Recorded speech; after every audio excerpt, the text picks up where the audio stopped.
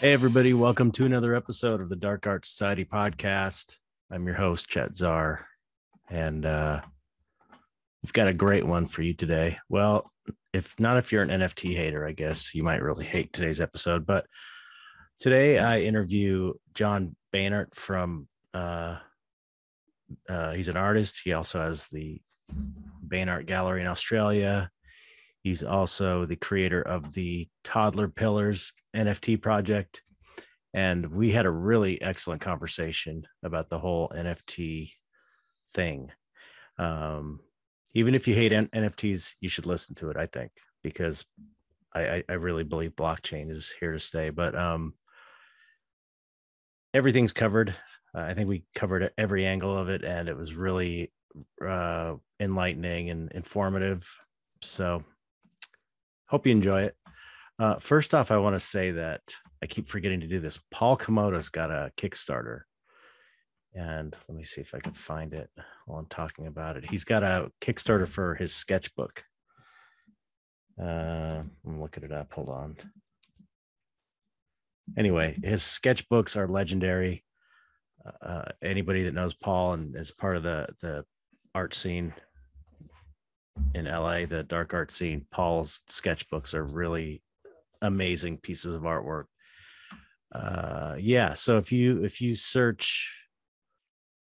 Google Paul Komoda and sketchbook Kickstarter, it'll come up. He's still not quite at his goal. He's got 8 days to go. I'm sure he's going to get it, but it's definitely a project worth supporting. And Paul's been on the show. He's brilliant, amazing artist. So please support that if you can. I bought one. I can't wait to get it. Hopefully it won't take 5 years like mine did. Speaking of which, I've been shipping dystopia books out and people have been receiving them. Everybody loves them, which is great. I'm getting all kinds of positive feedback. I have to go through every single address because everyone's moved since. So it's tedious. It's taking forever, but if you have messaged me with a new address, just hold tight. I'm going through one by one. I have to go through every single one of these orders, make sure that the address is new, and then ship them individually. We've got 60 out so far. So I think there's like 600 books that have been ordered and 60. So I'm a 10th of the way done. Is that right? I don't know. Anyway, so that's what I've been doing other than I released a third NFT that went well. Still diving into this. Something I don't think I've mentioned a lot about the whole NFT thing. I feel like, I don't like being that guy that just won't shut up about NFTs, but there's a reason why it happens, because it's an amazing thing, I think. But one thing I haven't mentioned is that I've been getting so many synchronicities starting around the first of the year, synchronicities and things I would consider signs that are kind of pointing me to go there. And I really feel like it feels like how I felt back when I decided I was going to start painting monsters in like 2000, which is basically there's no market for it. Why are you doing it? No one's going to buy monster paintings. And then of course the blowback from people who are wondering, why you're evil and why you're painting evil paintings. And it feels similar in the NFT space because there's a large segment of the population that doesn't understand it, that's constantly giving you shit about it. And I feel like in the same way that I kept following this path that I was on, that I knew was the right way to go for me with the monster paintings, I'm following this NFT path because, regardless of the fact that it makes sense to me, it's fun, it's lucrative, there's just so many benefits to it. From my logical perspective, I'm also getting all of these kind of cosmic things that are basically saying you're on the right path doing this. take it for what it's worth. If you don't believe in that sort of thing, it's fine. But that's kind of the real reason I'm following it. The main reason is because it seems obvious to me that it's what I need to be doing right now. So we'll see what happens, though.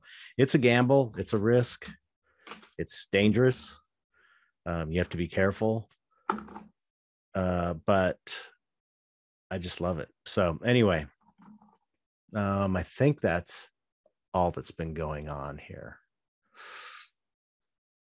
Been a lot more active on Twitter because that's where the whole NFT community is. And suddenly my Twitter, I've gotten like 1,000 new followers since I started using Twitter again. It's great. I'm really liking it better than Instagram or any other platform at this point. It's really weird because I used to not like it at all. But I don't have, I've curated my feed to where I don't have a bunch of people arguing politics on it. Just a bunch of really cool artwork. So anyway, okay. Yeah. And we got a Twitter, a Dark Art Society Twitter profile now. As far as, if you want to join the Dark Art Society and support it financially, you can do that. You can join our Patreon for $1 a month or more if you want, but at least $1. And let me see, where were we? And you'll get your name read on the show. And get in the Discord, get in the Facebook group. I really want to get that Facebook group moved to the Discord because everybody hates Facebook so much. Anyway, so these are the latest subscribers. Damn Engine, thank you so much. Damn Engine is a new friend in the NFT space. He's a really amazing NFT artist. And thank you for joining. There's a lot of dark art artists doing NFTs. It's crazy. I had no idea. And they're doing amazing stuff. Okay. Canopic Studio. I'm not sure how to pronounce that. Thank you. Ramzi Farhad, another NFT person. Hey, who's doing these cool dark NFT works. Thank you. Okay, and we have Sasha Lebedzinski. Thank you, Sasha. Spectre 4, thank you. And I think there's a couple more here. Alexander Pacheco, thank you. And Nick Stiles, thank you. You are making the podcast happen.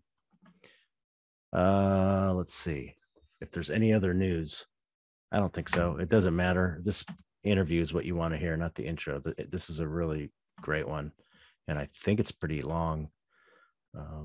So let's get on with it. Enough yakking. Let's get on to the good yakking. All right. That's it. Hope you enjoy it. And here we go with Jon Beinart.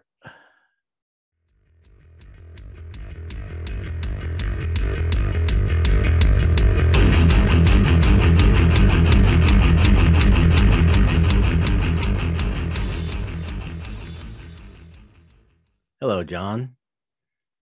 How are you? Pretend like we weren't having a conversation a second ago. Yes, always. That's how it always goes. Oh, yeah. Nice to see you. Wow, you look great, man. Yeah, I know. It's like we haven't talked in half a minute. But seriously, though, we haven't seen each other since the last interview. But yeah, in person, it's been a long time. That's true. I think it was 2016. Wow. That was when I did the last show at Copro Gallery before I opened Beinart Gallery. Wow, that is a long time ago because now you're fully established as a gallery. You're the big cheese.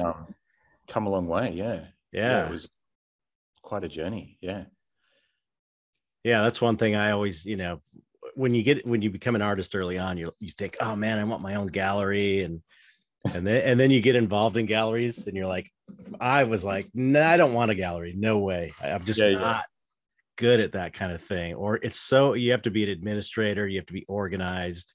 You have to communicate well with people. It's like not all of my weak aspects of my personality.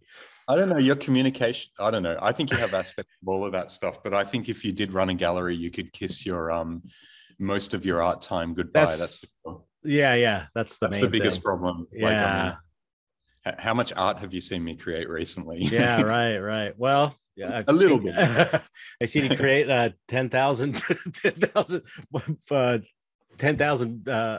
digital art pieces.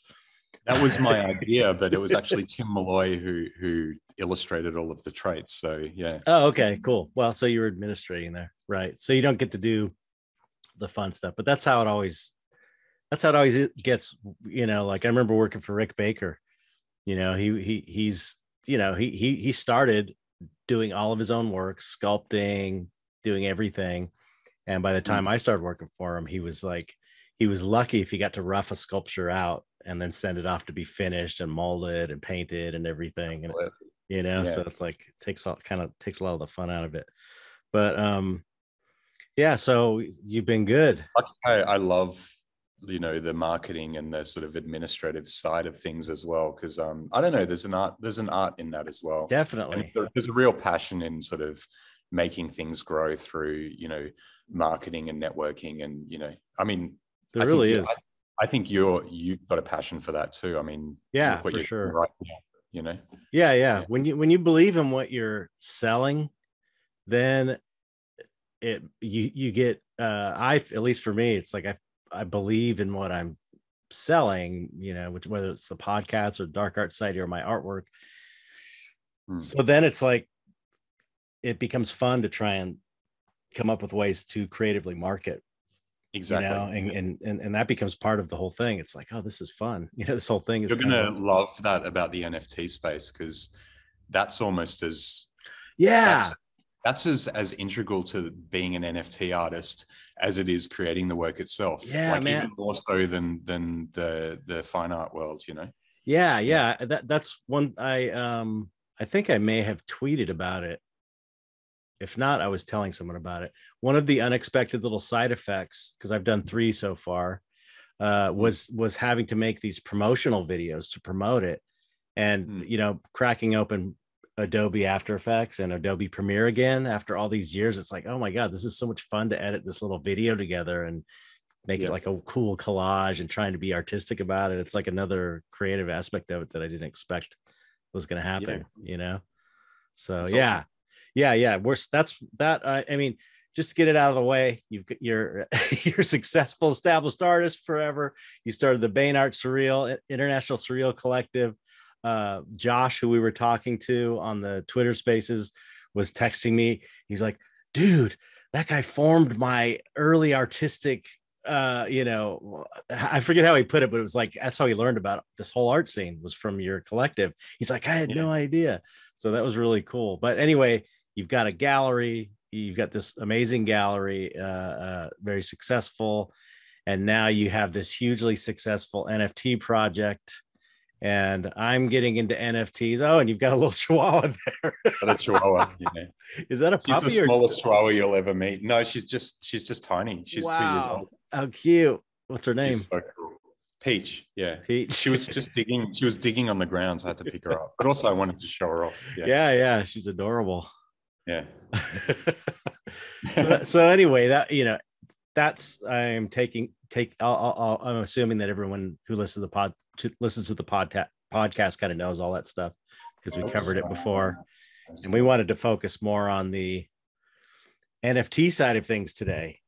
Yeah, I'm not sure if you meant. I guess one thing you might not have mentioned there is the publishing, although you might have. No, I didn't. Yeah, Beinart Publishing. So I also published your book and Chet Zar. Sorry, you are Chet Zar, and Chris Cook's book and Laurie Lipton's book. Yeah, so there was the publishing company before the gallery. You did those like Metamorphosis. The Metamorphosis books, which were amazing too. So you've done a lot, man. You've done a lot in your life. You're not a slacker. Yeah, no, I didn't. I don't really enjoy not doing things. Yeah, same here. I feel bad about it. If I'm watching like too much TV or whatever, I just feel bad about it. Yeah, I get bored easily. I get bored if I'm not doing making something or something. I think we've got a similar drive, you and I. Like it's like building stuff. It's like always adding. Like it's like I feel like life's like this computer game, and you're just building this thing, and you're just adding to it all the time. Yeah. Yeah. Like 100%. all of my things that I've been building are all really related. They all feed each other, and they're all connected, and it's cool. It's like growing something. Yeah. It's like growing something, and it's fun. It's fun when it works. It's not fun when it doesn't work, because I've had a few things that I tried to build that didn't work, and it's kind of a bummer. But everyone's forgotten what they are, so don't mention it, because I've forgotten. Okay, I have no idea. No, I was in a band for a long time. I was trying to do, and have had some shows just tank, some great art shows tank for some reason. No sales, really weird. But anyway, doesn't matter. So let's talk about your amazing success in NFTs and how you got involved. And because I'm I don't want to be the annoying guy like on the South Park episode that just keeps talking about NFTs, but I can't, once you get in there and get involved, you realize it's at least my experience is it's 100% opposite of what I was told it was going to be like. Yeah. The art is amazing if you know where to look. Definitely. Some incredible artists working in the space. Incredible. Like the people that would be considered maybe the top of the artists that we show in the traditional space. There's people like that amazing doing NFT art.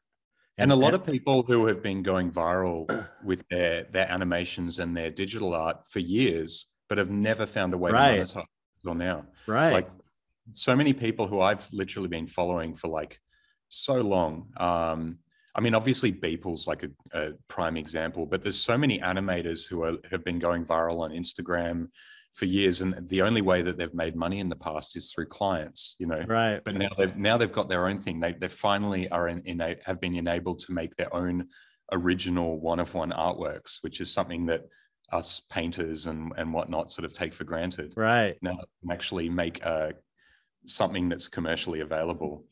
Yeah. I'm wondering when that brings Meets Meyer to mind. Yeah, when he's gonna get in, because man, his stuff, he was I mean, back it must have been 2000. He was doing stuff that nobody else was doing, where he was making these 3D objects. He was filming in his living room, and then he would make this 3D object that was moving, and it looked and it was all tracked with his whatever camera he was using, and it was tripping people out. Like I remember he had that one chrome sculpture in his yard. They have a devil. It was like a wire chrome devil head sculpture. And I remember I was like, did he make a chrome giant sculpture? And people thought it was real. And so it's like, he's been doing this stuff forever, Yeah, I talked to him recently about it. And he's definitely looking at the space. And he's still making these amazing things. Like he would kill it. It would be like instant with him. He'd be instantly rich, more than probably anybody I know. He's got that reputation in that area. But anyway, so yeah, I want to preface it with saying that now I'm a veteran at being in for about 5 weeks, and I have seen the negative side that people have talked about, like the crappy projects and the kind of there's a negative side like there is to the art world. There's like scammers, there's crappy projects, there's criminals trying to rip your crypto off. There's shit, but it's like it's all the same stuff that exists in the real world.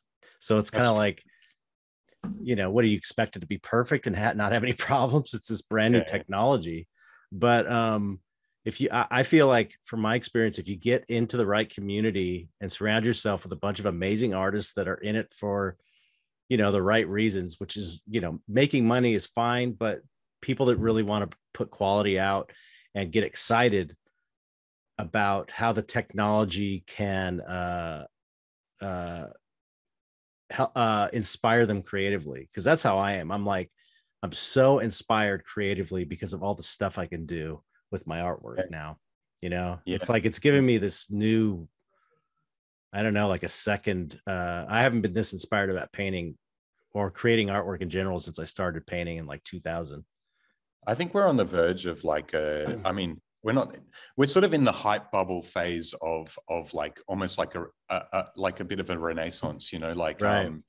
Like there's a lot of, like you said, there's a lot of garbage and scams and people just kind of cashing in, but at the same time, or it's probably even more like the internet boom, like the Right. .com. Right. Right. You're seeing this amazing new innovative technology just emerging, and all of this layer of garbage on top of it, and people speculating and making absurd amounts of money on this garbage. Right. And at some stage, this bubble's gonna burst. All of the garbage is going to fall to the side, and these, the quality is going to emerge. Absolutely. Yeah. So yeah, I feel like that the good side of it just never gets mentioned in any kind of any kind of critique of the space. It's not like when it's critiqued, people say, but there is this amazing aspect to it. It's always just the bad stuff. And it's like, it's not a fair way to judge it, because it's really, I hate to say it. But it really feels like this huge kind of paradigm shift. I'm sorry. I just said it. I think one of the things that people aren't really aware of is there's like, I think, sure, it's crypto and it's NFTs and people jump in, and I jumped in originally for because I love the idea of I was already buying Ethereum and Bitcoin. Mm-hmm.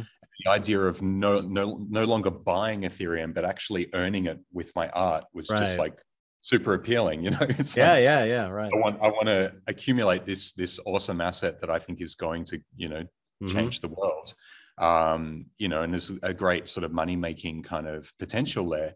But then once you're actually in, there's something about the community that's so supportive and so genuine, at least large sections of the community. Obviously, it's not all like that. It's like that experience that we had in the early days of the internet, where we all sort of found each other, like all the dark artists and the surreal artists, and we started forming communities. I guess what my whole thing's been about, this Beinart Surreal Art Collective, and we started forming like real relationships with each other. But it's like that magnified by thousands. Like just the level of goodwill and camaraderie in this space. People genuinely trying to prop each other up and help each other. Is like next level. It's like I've just had the most amazing experiences in Twitter spaces, building these friendships. It's amazing. We sound like assholes, I know, to someone who doesn't quite understand it, but it's like, I wouldn't be saying this if this wasn't my experience. I mean, I think people trust me enough from this podcast, and I have a reputation. I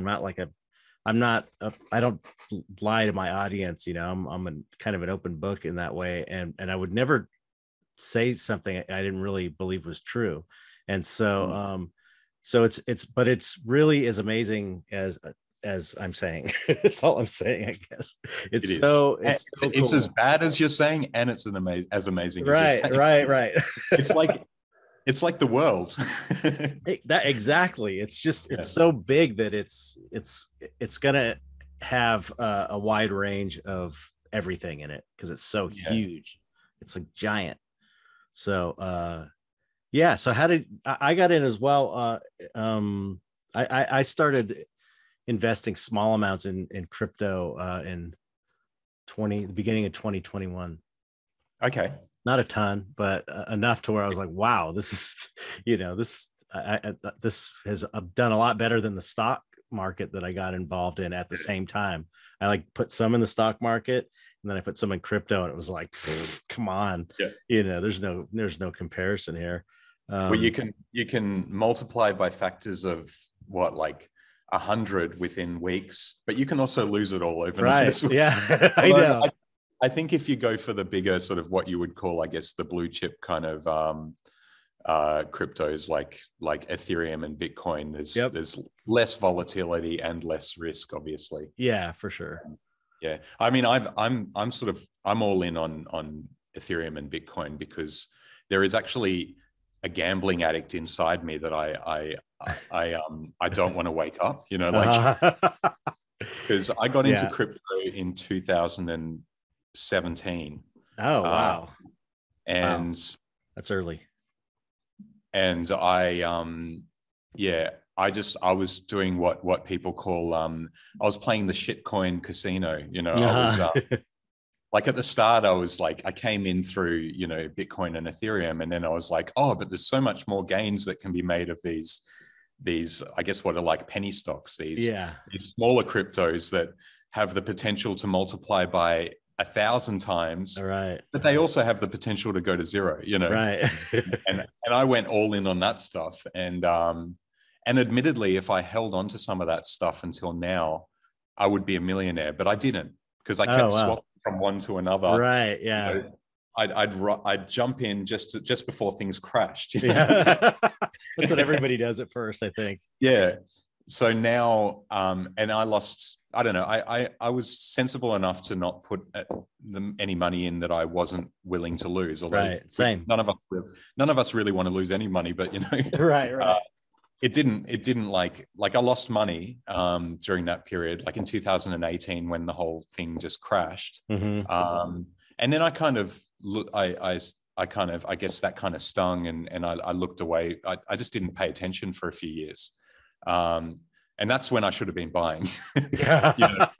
I mean, the people who made the most money buy during those periods. That's what they say. That's where all the money's made.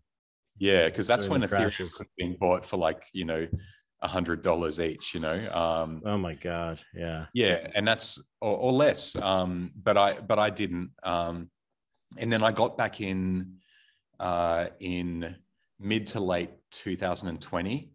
But I sort of came in as a Bitcoin maximalist because I just bought Bitcoin for a while. I was so like burnt by the first experience that I didn't want to touch any altcoins. Mm-hmm. But the whole time, I was like, I was looking at Ethereum thinking, but I should, but I can't, Right.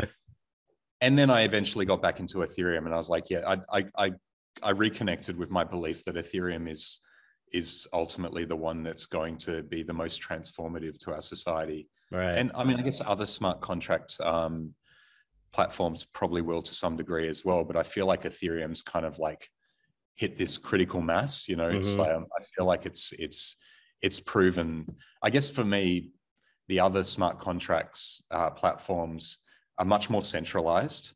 And Ethereum is trying to maintain its level of decentralization while also scaling, and it's got a lot of problems because of that. But I think it's going to make it. And once it does manage to scale, and gas isn't such a problem, it's gonna explode. Yeah, I believe that, especially when they go to proof of stake. Yeah, and once.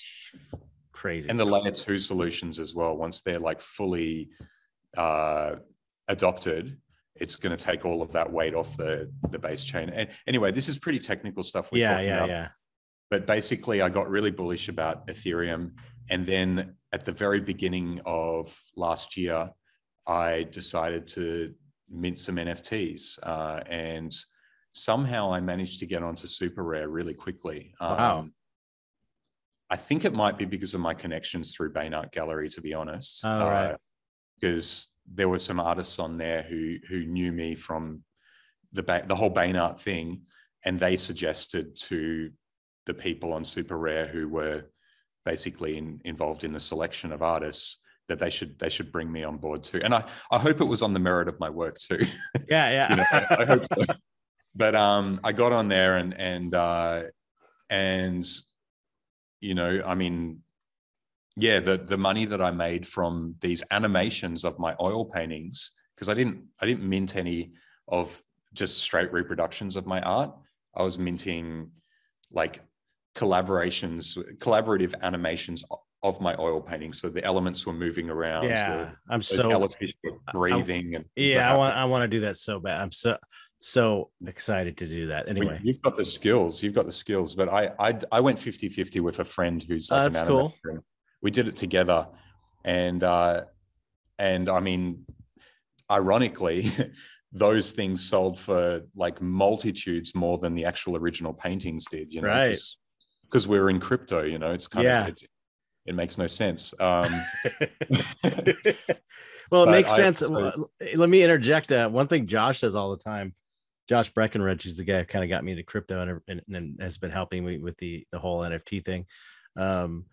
He says, you know, a lot of these buyers are people that bought Ethereum when it was like $40 and they just have shitloads of it. So for them to spend like 5 Ethereum, which is 15 grand, is nothing because they've got millions and millions, like hundreds of millions of dollars in Ethereum. That's true. And that's one of the reasons why Ethereum's probably the best bet for people looking to, you know, I guess, you know, really sell their works for higher prices, because those whales do exist in the Ethereum ecosystem and they're buying these things. But there are other people who bought for much higher and they're still, you know, spending a lot of money on this these NFTs as well. And I mean, some of these people are doing it in a really clever way. And, you know, some of these people have invested in the right people and they've bought at what would seem like an outrageous price at the time and then sold for magnitudes more later, you know, because there's a secondary market in this as well. And if you bet on the right artist, it's, you know, this stuff becomes even, these NFTs become even more valuable. So yeah, it's another way of investing. But I also, you know, one thing I also see is that the collector community, you know, everybody assumes the narrative is that these collectors are just these tech bros who just are trying to scam a bunch of money. But I see a lot of collectors that are just, I know collectors I've been selling to them for 20 years. I know what they're like. And they're passionate about artwork. They have to have a piece. They love it. It's not a logical thing. They're not collecting for money. They're doing it because they want that thing. And I see a lot of that in NFTs. Like people, once you get into it, it's addicting to buy them and to share them. It's like it's exactly like the art market, man. It really is. It really is. It is, and it's like you need more to flesh out your collection. It's all about like I've got a few nice pieces, and it's like I've got one by this artist and this artist, but I don't have one by this artist. Right. Or I've only got one by this artist. It's the same thing. It's just not on your walls. It's in your wallet. Right. But it's on people's virtual walls. I just saw a picture of a guy who was showing, you know, a picture of him in VR looking at this buyer's collection in VR. And it's like, that's fucking cool, man. I don't know. I think it's awesome. I don't know. I'm fully buying into it now. I get it. There's a moment where it clicks. And once you get the digital scarcity and the whole idea of like, I mean, the idea of like digital scarcity and that there is only one of these things. Sure, you can right click save, but I guess your NFT is really the digital certificate of authenticity signed by that artist, saying that this one on the blockchain, this is the original. All of the others are copies, you know. And this is a bit of getting your head around this stuff, but it's it's a different way. This is how a paradigm shift would be, though. It's hard to understand at first, and it's like watching a movie. You know, movies have like a certain style to them, and you have to buy into the style of movie it is in order to accept that reality. Like there's, you know, these kind of superhero movies where there's this a crazy version of reality that's exaggerated and people go through all kinds of stuff and get beat up. They would die in real life, but you buy into that reality in order to enjoy the movie. And it's like that with, I think of that a lot about movies. It's like, that's part of the reason I have issues with certain movies. I can't believe I can't buy into the reality. It's too much of a stretch for me. But it's like that with the NFT market. It's like you have to kind of change the way you think about things. And if you're able to see it from that perspective, it all makes sense. It makes just as much sense as the regular art market. But what I wanted to say was one thing that Christopher Ulrich, of all people, who he was talking to me. I just say that because he's such a non-technical guy. He's like a hardcore, but he's gonna create an NFT, or he's gonna get in. He's getting in. Yeah, I've seen his posts recently. Yeah. But he so much. Yeah, he's amazing. And he brought up such a great point that I've never heard anybody bring up yet. And he said that if anything, an NFT is more close to the original piece than a print is, because with an NFT, it's the first scan. The digital image is the first scan, and a print is a scan and then a print. So you're 2 generations away from the original, and an NFT is only 1 generation away from the original. And it's like it's authentic on the blockchain by the artist for sure. This represents the closest thing to the original, more close than a print, more close than a paper print. And I thought that was a really great observation that I haven't heard anybody else say before. Yeah, that makes a lot of sense for sure. Yeah. So go, Christopher. Yeah. He's going to do well, I think. Yeah, I think so too. Yeah. If he doesn't, I'm going to buy all his shit because I know eventually he will. I've got a Christopher Ulrich painting. I've got the large one that he showed with us with the, the skeleton that's holding the kind of his guts, like, and then there's like oh gosh, I should just show you, like, can I just look, I'm just going to show you quickly. Cool. Because I can't explain this thing. Like, you can't describe a Christopher Ulrich painting. I know, right? But you'll know it when you see it. Yeah. Oh yeah, that's a great one. Yeah, I ended up buying that one. That's so amazing. Yeah, that's so good. I love that one. Oh, and look who's over here. Wait, there's All right. Yeah. Anyway. Yep. The commission. Yeah. So so I mean, I got into, getting back to the story. Mm-hmm. I got into one of ones in the space, and then I sort of got to know a lot of people quite well. How many did you mint? Oh gosh, I don't know, like maybe 7 or something. I don't even know. Yeah. Oh wow, I didn't know you'd done that many. Yeah. And I minted them really gradually.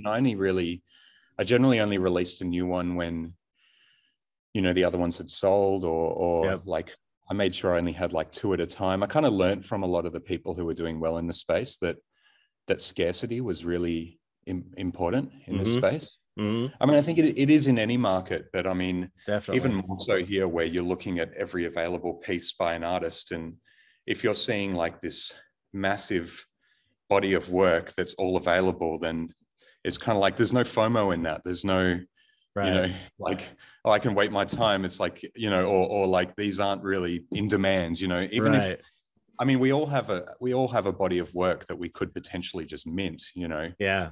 I kind of really learned from the people who kind of mentored me, I guess, in this space, that's really important. And that was great. And I got to know some of the collectors who bought the stuff, like who bought these NFTs, have become like huge supporters and connected me with all the right people, and ended up buying into Toddlerpillars as well. And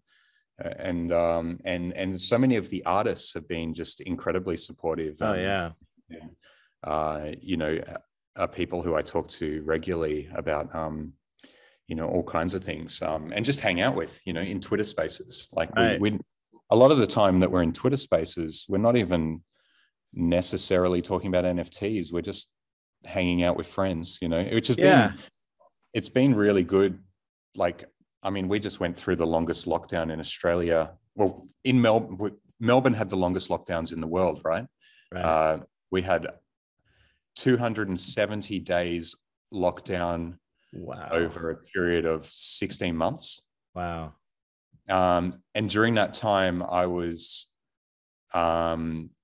fully immersed in this NFT space and really getting my social fix from it, you know, and building these relationships. And I ended up like spending a lot of time in Twitter spaces, just like, you know, hanging out with people who had become, you know, good friends who I've never met, right. you know. Yeah. And Twitter spaces, for people who don't know, it's like Clubhouse, but Twitter's version of it. Yeah. It's an audio group, kind of a group chat, sort of, in a way. People can listen in and, you know, basically. Anyway, go on. It's also an incredible growth hack for social media. Like, I mean, for Twitter anyway, if you want to build a Twitter following, there's no better way to do it. You know, I know. It's incredible how fast you. Yeah, I was stuck at a certain number for probably, I don't know, maybe it grew a couple thousand over 10 years. I hit a point and then maybe I got a couple thousand. I've gotten like 1,000 since I've come back on and started engaging in the NFT community. It's crazy. It's so active. I think the Toddlerpillars account is up to like almost 17,500, I think. And that's been over like 5 months or so. Wow. Like, crazy. Insane. Yeah, it's insane. But a lot of what I've done with that account is not just promoting Toddlerpillars, but I actually have spent a lot of that time, you know, running spaces and co-hosting spaces. And a lot of spaces I've done have been sort of providing you know, one-of-one artists and also NFT project creators with like, you know, I guess information I've learned about how to market your NFT. So I've been really running these kind of marketing spaces. Oh, cool.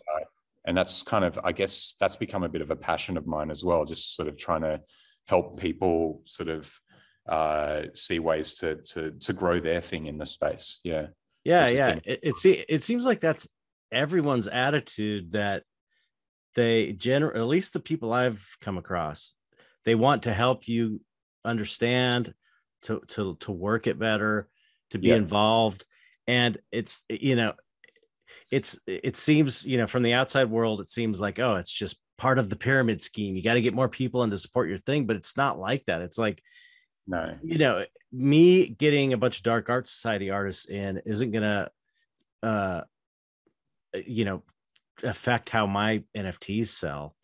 No, you know what I mean? No. It's such a huge space. That's not your market. They're just more artists. I mean, right. In Web 2, people would say that's more competition. You know, it's right. Yeah, I guess there's this real feeling of like this feeling of, like I said, camaraderie, and like this power in numbers. Like the more of us little guys can group together, we can kind of, you know, become like Voltron. And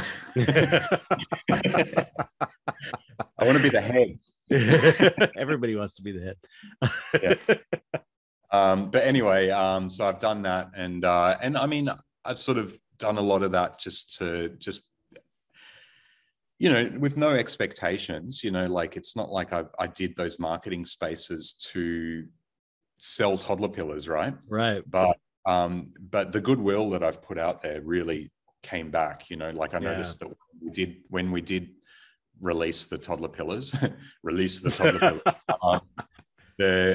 I came back into spaces like, and people, all these people that I'd been sort of helping and communicating with and building relationships with, who I hadn't been really trying to, you know, promote Toddlerpillars to, ended up buying Toddlerpillars, you know, because they believed in the person behind the project. So that's the way it works. That's the way it seems to work.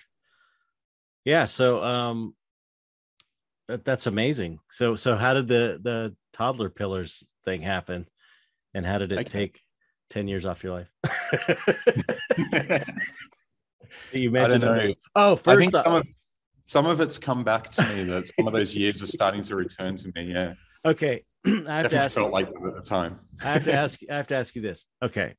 Is it called a Twitter Spaces or a Twitter space? I think people have it wrong. It's a Twitter space. It's a Twitter space. Yeah, because people are always, I mean, I think Because when you tweet about a Twitter space, it says "join me in my space," right? Right. Like right. it just naturally, that's what it defaults as. But so it's a Twitter space. But it's called Twitter Spaces, but people are getting their plurals wrong, or their, people are just not thinking this through. I just had to clear that up because I know I've been thinking about this. It actually, like, so many people say, I'm going to have a Twitter Spaces, and it's like, that's not English. But that's okay. I don't want to upset anyone. It's fine. As long as you know, as long as people know what you're talking about. So so talk about the Toddlerpillars project and how that happened, because that was huge for you. Well, I guess like I was looking at these generative projects, like these PFP projects, and PFP. Profile pic. Yeah. Which is weird because P and F is one word, profile. Yeah. I don't know. Like, it's like they had to add another letter to it. Right. So yeah. That was just be PP. That's why they didn't do it. They wanted to be PP. So that's your profile picture on Twitter. Yeah. Okay. Yeah, but they're projects, right? Like, so they're like, people buy into projects. They buy one of your NFTs, and they belong to a community, and there's a roadmap that sort of like has various sort of goals on it, and it's like it's like a fundraiser. You're funding this project creator to realize these goals, and you also, if they're successful, it should sort of bring up the value of your NFT, because it becomes a successful project and it grows. Yeah. So that's kind of the idea. It's like, I mean, people go on and on about utility. It's like, with a PFP, you're buying a piece of art fundamentally, but there's also utility and community, Right. Like that piece of art may give you access to various things. Like a toddler pillar gives you, you have full commercial rights to that toddler pillar. You have, if you connect your wallet to our website, you get like a high res, like 6,300 pixel file of the toddler pillar, which you can print really large. So you're offering commercial rights to them? Yeah. How does that work? So someone can take the art and do whatever with it? Like, as long as they own that token, they can do whatever they want with it. They can make a cartoon of it and sell it with that particular toddler pillar. It's kind of smart in a way, because I mean, it's a cool thing. Yeah, it's a cool thing to offer, but it's also smart too, because if that would just any commercial venture that was done with it would promote the whole project. Well, you can see what's happened with the Bored Apes, who kind of innovated that idea. And there's a lot of branding out there with the Bored Apes, where there's people who have taken their Bored Ape and put it into their branding, and they've done really well with it, and it's ultimately brought more people over to Bored Apes. Oh, they offer that as well. Holy shit! It's kind of it's become a bit of standard in the generative projects. Yeah. Oh wow, interesting. Yeah. So I mean, it's not everyone's doing it, but it's something that some people are doing. But we went a step further, where like there's this added utility of, if you own that token, you can then download your toddler pillar 6,300 pixel res, which is massive, Mm-hmm. And also we're doing toys with the toddler pillars, but not just the toddler pillars, but we're doing like the specific traits are really detailed. So we're making them into 3D, like actual toys that you can order through, like we're doing it through Ism Toys, who would have this other project. And you have to own a toddler pillar with that trait to get that toy. So that's giving the traits utility. Oh, that's so cool. Yeah. But also we're aiming to do like we're building out a story, and we want to do like an animation based on that story. Yeah. Right. And also the toddler pillars themselves, they have like utility in that we're also like, I'll be coming to America in the middle of the year and having toddler pillar meetups, where you have to have a toddler pillar to actually, it's like a ticket, Right. Yeah. I've heard of people doing that before. Yeah. And also we're building out another collection, the Chimera pillars, which are also utility for the toddler pillars. And you basically get a free Chimera pillar mint if you own a toddler pillar, but you also get a significant discount on additional mints if you want to mint more than one. Yeah. Wow. So you know, there's a lot of there's more utility than that, but the community side of things is they have membership to this community, you know. Yeah, and to participate in all of the things on our Discord, you need a toddler pillar. You need to be verified. Right. Yeah, but anyway, there's a lot more to it, but I kind of veered off into details. But I saw that the PFP space, for the most part, the art was kind of fairly simple, right? And fairly generic. And I really wanted to take my old Toddler Pete sculptures into this space and do something with the PFP, but something that had a lot more detail, a lot more like interesting imagery, a lot more creativity than you would expect in a PFP project, so that the art isn't just a wrapper to community and utility. The art is just important as well. Yeah. So that's what we did. And I teamed up with Tim Malloy, who's one of the artists that, you know, has been showing at our gallery for ages. He's a good friend. And he created the artwork for the Toddlerpillars. And basically we did 888 traits. I think these generative projects usually have anywhere from 100 to 300. So we just kind of went insane on the traits. And the traits are great, by the way. They're super cool. It's like there were so many, you know, the bloody knife, and there's all kinds of cool, like it was great. It was very creative. There's a lot of pop culture mashups as well. Like there's like, say, a chest vortex with the, you know, the luck dragon from Neverending Story flying out of the chest vortex. I know. With Leatherface like riding the luck dragon. It's so cool. It's called the Never-Ending Massacre, you know, like and then there's other ones where we've mashed up like the light went out. Where we've mashed up like you know, Bub from what's it, Bub from the Day of the Dead? The Day of the Dead. But he's like a DJ and he's coming out of the vortex as well. I mean, that actually is the moment, you know, from the film. But you know, we've taken lots of pop culture references. And there's one of my favorites is called Nostalgic Playtime, and it's a Care Bear, an abominable Care Bear that looks like the Punisher but with 3 eyes, and he's tearing apart Chucky from Child's Play, like ripping his arm off. And Chucky looks terrified. That's great. But, yeah, so we went really deep into the traits. Our community, like on our Discord, like that's a big part of what this is. We're really active in suggesting traits as well. So one way we included them on our journey is we encouraged them to suggest traits, and we incorporated a lot of them into the artwork. Oh, that's as well. Cool. That's great. Yeah. And they also had a big part to play in our lore, you know, the development of the story of the Toddlerpillars. Yeah, like that's so cool. That's so fun. That's the other thing that never gets mentioned with the NFT haters. It is super fun. It's like the whole thing is so fun. It's like it's world building. Yeah, it's world building, and it's community, and it's super fun. It's super creative. It makes you just think of things creatively, and it gives you ideas. It's just, and there's really an element of decentralized creativity. Like what I said, like Tim Malloy's always talking about how it's like there's this creative feedback loop, right? Like you put your creations out into the world, into this community, and they feed it back to you with their creativity, and then that influences your creativity, and it's this amazing process that, like, we had this incredible derivative contest where hundreds of artists created their own Toddlerpillars in their own unique styles. And that just went viral on Twitter. Wow. It was amazing.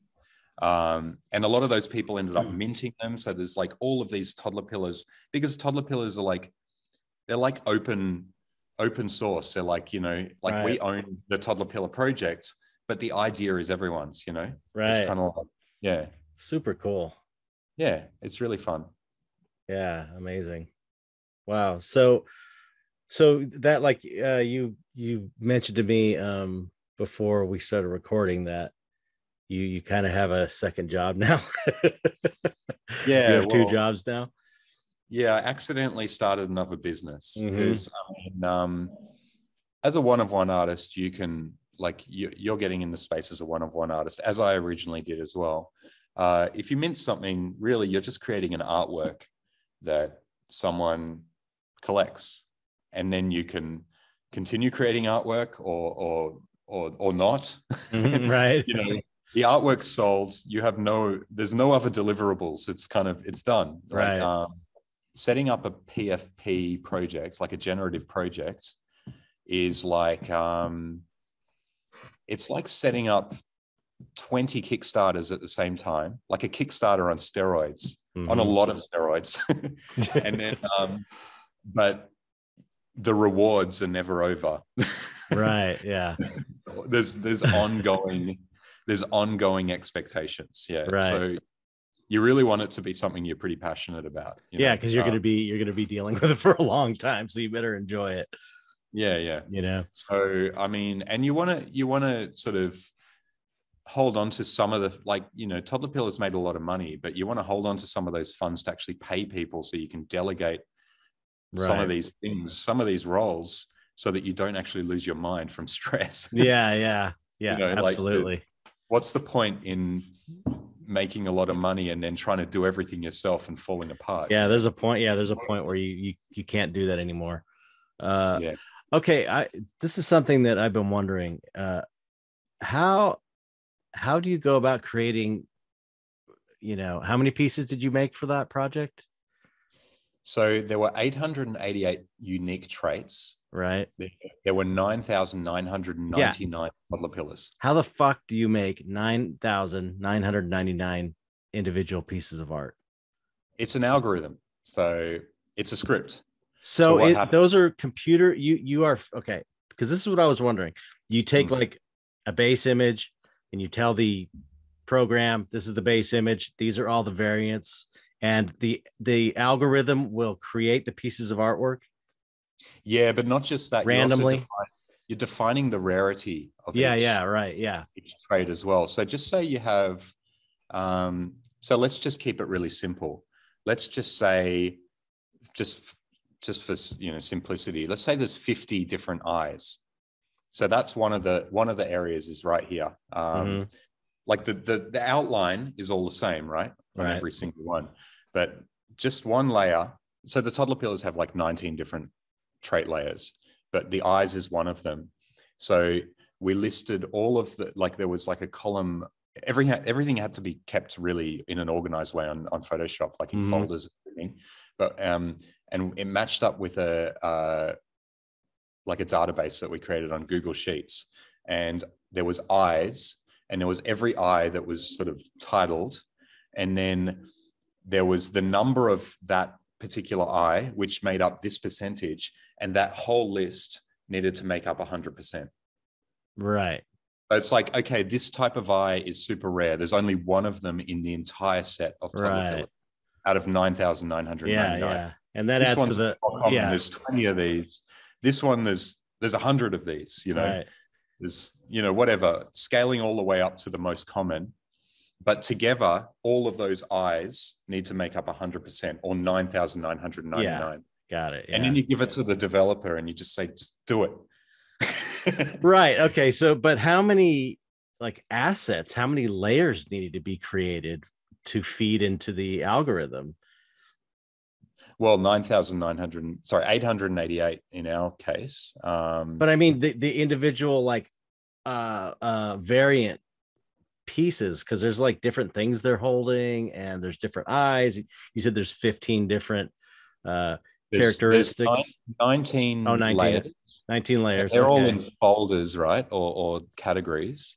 And then some of those layers have the backgrounds were fairly limited. There were maybe 20 different backgrounds, but then other backgrounds, like say the crown, which is the thing, whatever's on top of the Toddlerpillar's head, or the things in the top hands, there's more like 80 of each. Like there's 80 different images that appear in this hand, 80 images that appear in this hand, about 80 on top of their head. So they're all defined as to where they go. Right. They don't there's a thing in this hand that doesn't ever appear in any other hand. Right. it only appears there. Yeah. Right. That makes sense. But then it's completely random as to what gets paired with what. It's so cool. I so love that. One of the coolest parts of the process was like while we were developing this and building the community, we created all these sneak peeks where we mixed and matched things that we thought looked cool together. So we made our own Toddlerpillars. And that's what we're using to promote it. And then once the generative process happened, like when we saw them, we were just as surprised as everyone else. Yeah. And they were so hilarious because like the way that the algorithm combined things randomly was just so much more funny than anything we could have come up with. That's awesome, man. That's amazing. Yeah. Wow. It was very cool. Yeah, that it's super cool. I love it. I love and when people actually minted them as well, like there's this cool part of the process where it's almost like unboxing. So you mint. So for whatever the mint price is, you just mint them. And you don't see it, right? You don't see it. Yeah, right. You don't see it until the reveal. Right. So you have no idea what you've got until the reveal. And you don't know if it's a rare, you don't know if it's a common. Yeah. You don't know what it is. You have no idea. And then they become revealed and it's like, it's amazing. Yeah. Yeah, that's really so cool. So this whole thing was pioneered by the Bored Apes people?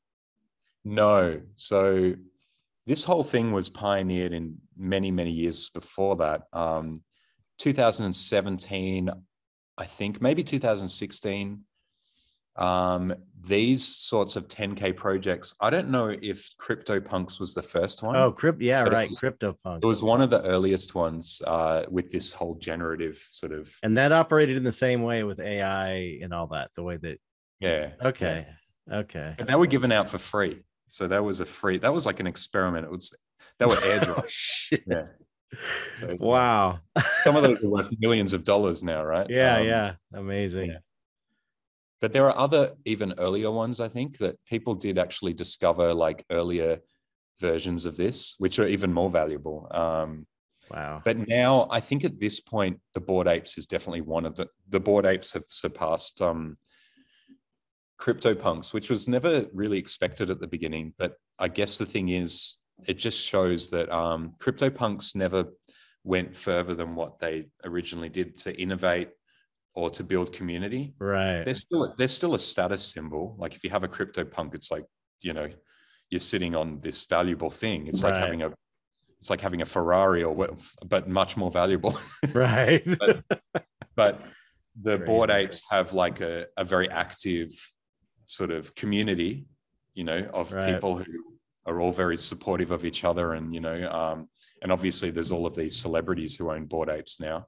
So you're in this elitist kind of group of people who have this expensive ticket to this, club. But also they innovate. They've also got all kinds of utility that they're constantly adding to what you get. Yeah.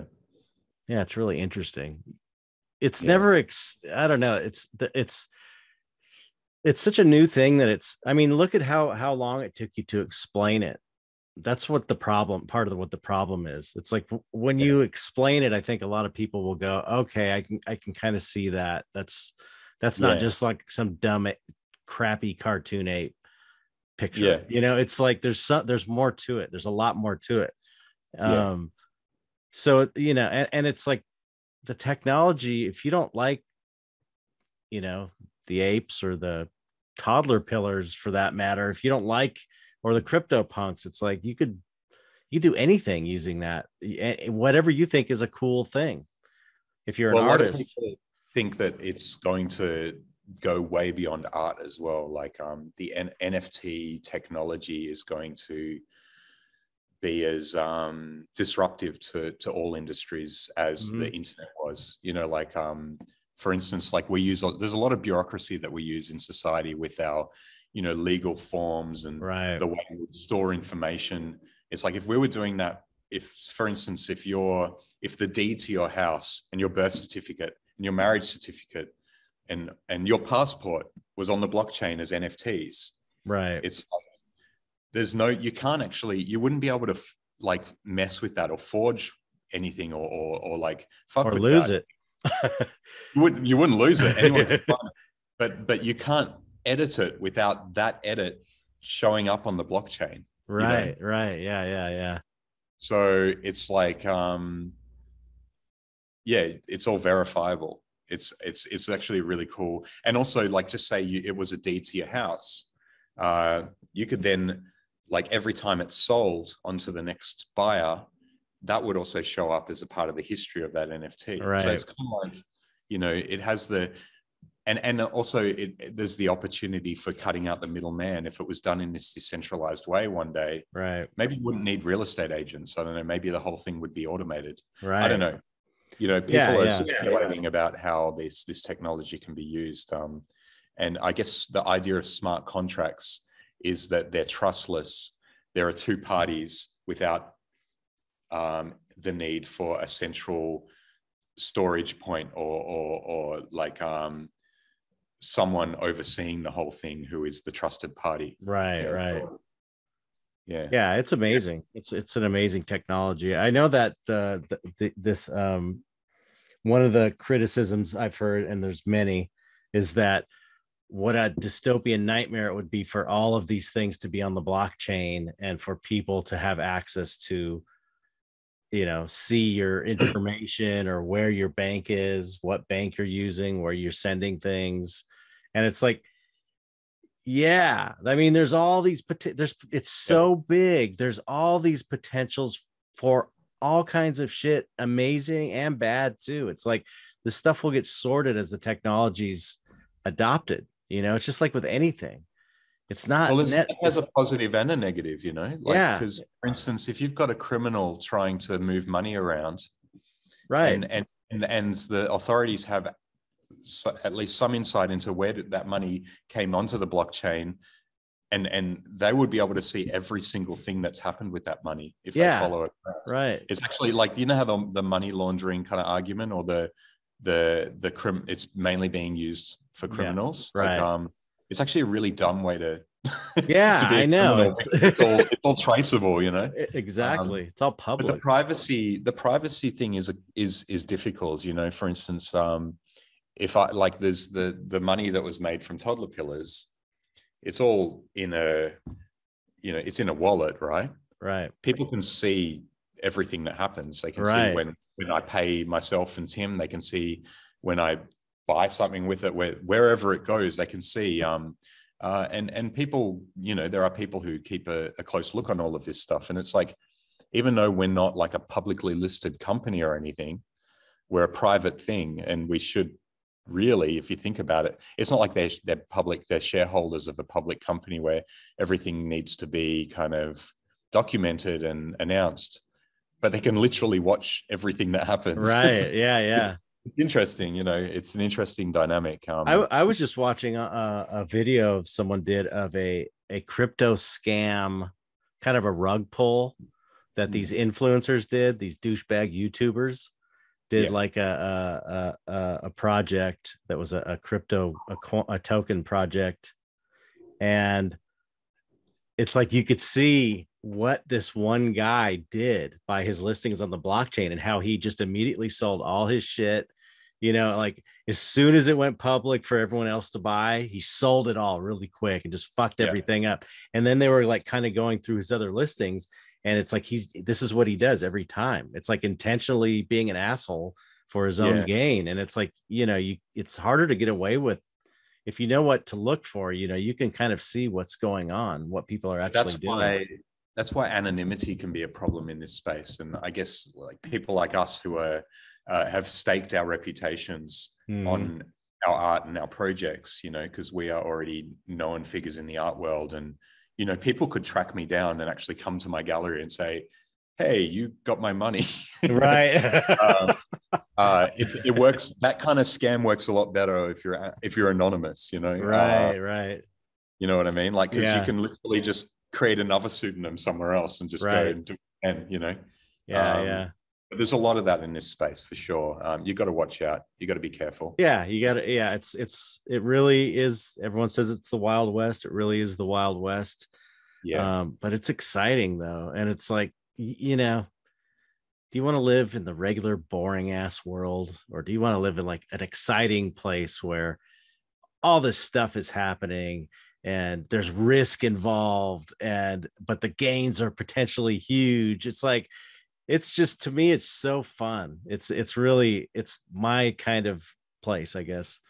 I enjoy that aspect of it. I kind of like the danger of it and the excitement of it, and it's just like, I don't know. It's appealing to me in that way. I like that. As long as you don't take out loans and invest your life savings. Yeah, right. Don't do stupid things that you wouldn't do in the regular world, and you know, and be careful.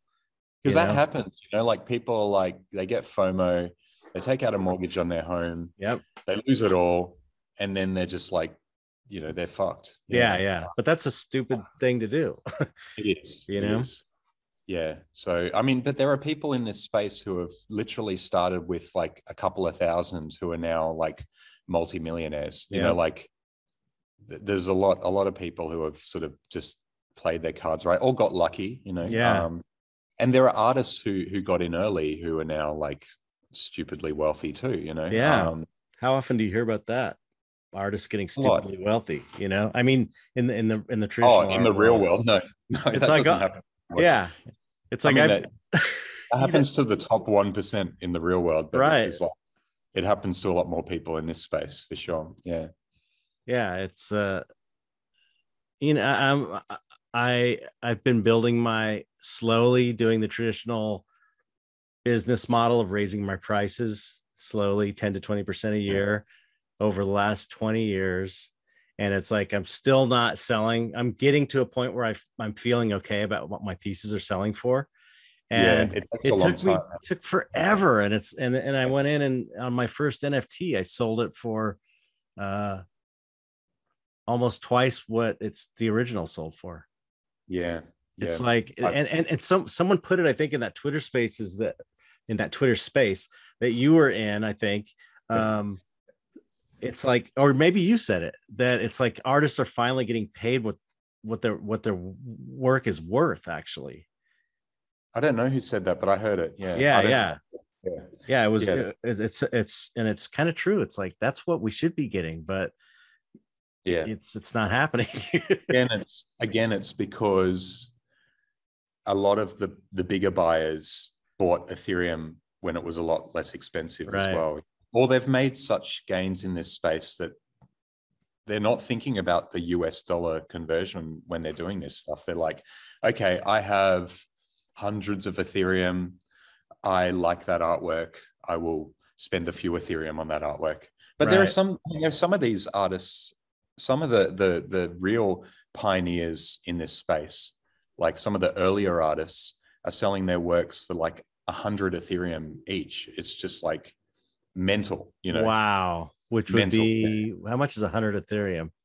Well, you're in America, so okay. Isn't it like 3,000 US right now? I think around there. That's like 300,000. It's a bit more now. I think it's going up, but it depends on the day. Yeah. It's started creeping back up again. Yeah, which is great. So and I think the blockchain honors or rewards the early people. So the earlier you're in, like, so for instance, the people who were, coming in before all of this hype happened, like the people like Ferocious and Xcopy, and there's a bunch of others I could probably mention, or even people who are less early. They're like the OGs, it's almost like they're a part of crypto art history, and their work is valued as such. Right. But really, that was just a year and a half ago, Yeah. that they started all this, or whenever it was. It wasn't a long time ago. Whereas it would take decades for someone to get like there in the real world, I guess. Right. But I believe that the people getting in now. So what I think, this is my crystal ball. I think people getting in now who actually survive the crash, because there's going to be a crash at some stage, because it's irrational right now. Right. who continue to work throughout a bear market, if there is a bear market, depending on how bearish it is. They'll be the people in the next bull market who are seen as the OGs and the next generation of OGs. So I still think getting in now is very early. Mm-hmm. I feel like it's a gamble, it's a risk, but it's a risk and gamble that I'm willing to take, because to me it makes sense. Like I believe in it fundamentally. I believe in what's happening there, and to me it makes sense. Like to me, it seems like this is not something that's going to go away. It's not just a fad. That's just kind of from my experience how I feel about it. So I'm like, I'm going to take the risk. I'm going to take the gamble and try and do it. Just try and be smart about it, you know? So how do you, for people listening, how do you talk about the environmental issue? Okay. Yeah. I was actually thinking we should bring that up. Yeah. Because that's important. And that's what most off-putting to artists, either, you know, with artists who are genuinely concerned and don't want to contribute to, you know, the environmental issue. And also for artists who are more concerned about their reputation and what that might do if they do jump into right. Yeah. You know, because I mean, we've all seen the people with their pitchforks on Instagram when someone mentions NFTs, you know? Yeah. It's rare when someone says, it happens. I have concerns about this environmentally. What do you think about it? It's more like, oh, I unfollow artists who do NFTs. Fuck you. You know, they're just assholes about it, man. It's like, I don't care what side you're on. If you act like an asshole, you're an asshole. Sorry. Yeah. Because anyway. I mean, the thing is, I mean, firstly, we've got to draw a distinction between, you know, proof of work blockchain like Ethereum, and there are the proof of stake blockchains that, you know, can be operated with like a tiny fraction of the amount of energy, like all of the other blockchains, basically. Right. And the fact that Ethereum is in the process of moving towards proof of stake. Right. And the thing is, Ethereum over the next 6 months, hopefully, you know, I don't know how long it'll take, apparently, will be transitioning to proof of stake and reducing their level of energy consumption by over 99%. Right. Like, so that's not going to be an issue at that point at all. It won't be an issue at that point, no. But the problem is they're trying to maintain decentralization while also transitioning to an entirely new model. And some people have drawn the analogy that it's kind of like they're in mid-flight. They're like an aeroplane that's in mid-flight and they're trying to change the engine without landing. Right. And they can't land. They can't stop the plane because there's, you know, hundreds of billions of dollars in Ethereum? I think it is. There's a lot of money in Ethereum. You can't stop it. You've got to do it mid-flight. Now, another factor that people don't weigh up is, like, it is problematic. Ethereum. I mean, the thing is, I'm in Ethereum. So, you know, you can think from this, like, but you're not in a proof of stake. But yeah, I'm in Ethereum because I believe in Ethereum. Right. But you've also got to weigh up, how much energy is consumed by other things that we use on the everyday, you know, like the banking system uses an absurd amount of or leaving all your electronics plugged in all the time, which everybody does. Exactly. That's a ton of electricity every year. Exactly. These things are all comparable as well. And the art world in itself, like, think about, like, you know, when we, you know, I mean, firstly, all of the materials that we use to make a painting, say, which was shipped all over the world, they arrive, you know, eventually come to your place. You probably use some petrol and stuff to actually. Yeah. When you think about it, there's energy. They're at your place, like, and you paint a picture, and then you've got to sell a print of the picture. You know, all of the computers and stuff, and the scanning and the packaging, the print had to be manufactured, the inks, the paper, all of that stuff was also shipped in from all over the world, the packaging, and then you're shipping like 50 to 100 of these things to all different countries. Right. How much energy is consumed in that? Like, Yeah, we don't. yeah. We're And not it's drawing a comparison here. It's not fair. It's not a fair comparison. You know yeah, what I yeah. mean? I think that's the point. It's not that okay, so that makes Ethereum okay. No, We shouldn't try anything then. It's not saying that. It's just I sit think at home. yeah, I think it points out that just the bias against it. That no one's talking about all the other stuff. Not really. Not like, No. oh, you do prints. You know how much resources were wasted on that expensive printer you bought, and how much it cost to ship, and how much gas it used, and it's just like, I just saw a pie chart actually this right before we got on Twitter, where someone it says it said all electric energy use combined. Fuck, it was like all energy used by industry, and then or by all commercial industry, and it was like a huge, it was most of the pie chart, and then all the energy used by agriculture, all the energy used by, I don't know, builders and cement manufacturer and this and that, large chunks, and then it was Ethereum and Bitcoin were these two little tiny slivers. And it's like, it's fine to criticize it, and of course no one's anti-environment. Everybody cares about the environment. It's just like, be reasonable about this and look at it in the big pic, in the grand scheme of things. And if you're going to hate it, really get informed on why you're hating it, not just because you saw a video that pointed out every negative aspect of it.